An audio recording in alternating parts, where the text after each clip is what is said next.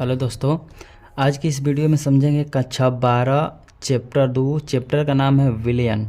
विलयन चैप्टर के first part में हम आपको विलायक, विलयन क्या होता है तथा विलयनों के प्रकार के बारे में समझा दिए थे। विलयन के सेकंड पार्ट में हम समझेंगे कि विलयन का सांद्रण या सांद्रता किसे कहते हैं तथा सांद्रताओं को व्यक्त करने की विधियां क्या क्या होती हैं। तो देखिए, सबसे पहले हम लोग समझेंगे विलयन का सांद्रण या सांद्रता किसे कहते हैं।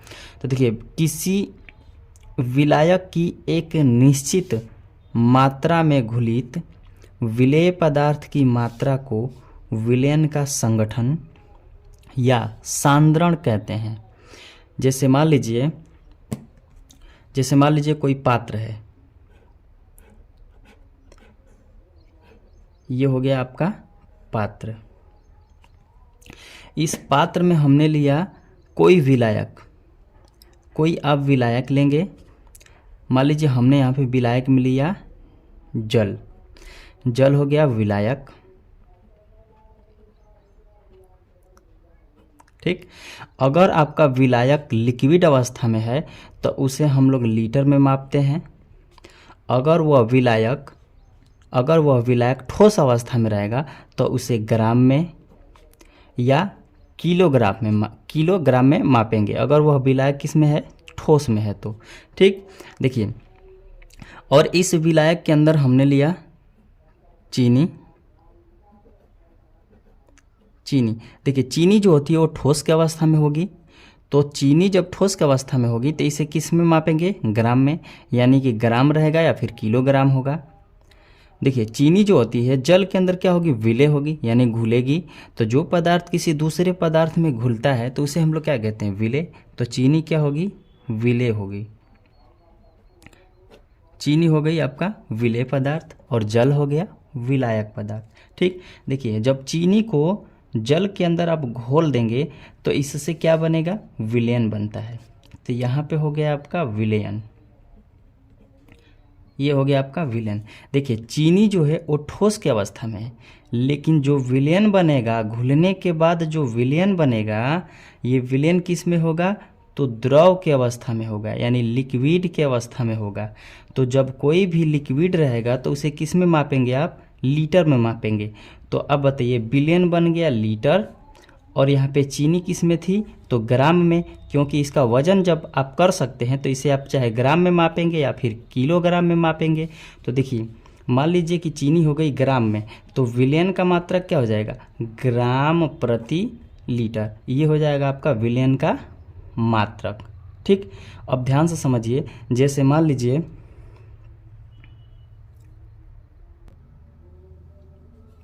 एक चीज़ आप ध्यान दीजिए बाबू, जैसे मान लीजिए आप लिए हैं विलायक, तो परिभाषा में क्या कर रहा है कि विलायक की एक निश्चित मात्रा में घुलित विलेय पदार्थ की मात्रा को, ठीक है ना, विलयन का संगठन या सांद्रण कहते हैं। तो देखिए, जो विलायक आप ले रहे हैं, ये विलायक की मात्रा क्या होनी चाहिए, निश्चित होना चाहिए, फिक्स होना चाहिए। जैसे मान लीजिए यहाँ पे हमने विलायक लिया 1 लीटर, तो 1 लीटर जो है ये फिक्स होना चाहिए कि विलायक की मात्रा कितनी है, तो 1 लीटर है। अगर आप 2 लीटर ले रहे हैं तो 2 लीटर फिक्स होना चाहिए। 3 लीटर ले रहे हैं तो 3 लीटर फिक्स होना चाहिए कि नहीं, विलायक की मात्रा कितनी है, तो ये 3 लीटर या 2 लीटर या 1 लीटर है। अगर ठोस अवस्था में ले रहे हैं आप तो ग्राम में, तो ग्राम होना चाहिए एकदम फिक्स कि 10 ग्राम है, 20 ग्राम है, या फिर किलोग्राम में लेंगे तो फिक्स होना चाहिए। तो जितना विलायक की मात्रा होगी, यानी निश्चित मात्रा होगी, इस विलायक में उपस्थित विलेय पदार्थ की मात्रा या घुलित विलेय पदार्थ की मात्रा को हम लोग क्या कहते हैं, इस विलयन का सांद्रण कहते हैं या मात्रा कहा जाता है। ठीक, यानी किसी विलायक, एक निश्चित विलायक में घुलित विलेय पदार्थ की मात्रा को क्या कहते हैं, विलयन का सांद्रण कहते हैं, विलयन का सांद्रण कहते हैं। तो देखिए, विलयन की सांद्रता को या सांद्रण को ज्ञात करने की विधियां जो होती है वो निम्न होती है, जिन्हें हम फॉलो करते हुए विलयनों की सांद्रता को ज्ञात कर सकते हैं। तो देखिए, इस विलयन की सांद्रता को ज्ञात करने की विधियां क्या क्या होती हैं, अब आगे आपको समझाते हैं। देखिए बाबू, विलयनों की सांद्रता व्यक्त करने की विधियां कौन कौन सी होती है। तो देखिए, विलयनों की सांद्रता व्यक्त करने की विधियां जो होती हैं वो निम्न है। जैसे देखिए, पहला हो गया भार प्रतिशतता, भार प्रतिशतता, इंग्लिश में इसे कहते हैं मास परसेंटेज,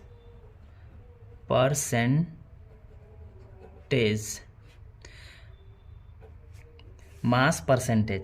दूसरा होता है आयतन प्रतिशतता, प्रतिशतता, इसको कहते हैं वॉल्यूम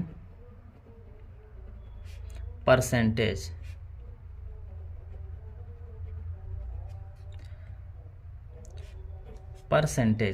देखिए तीसरा जो होता है वो होता है आपका मोलरता,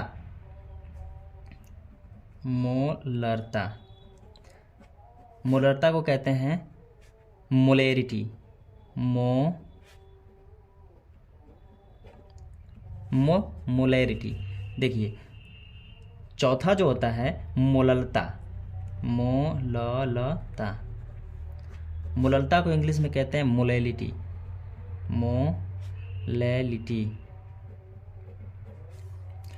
पांचवा जो होता है वो होता है नॉर्मलता,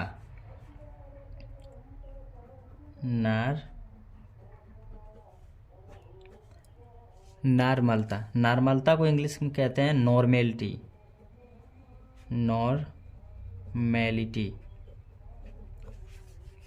एक होता है फॉर्मलता,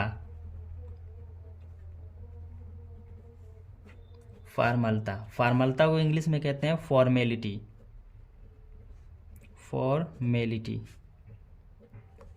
ठीक। एक होता है मोल प्रभाज, मोल प्रभाज को इंग्लिश में कहते हैं मोल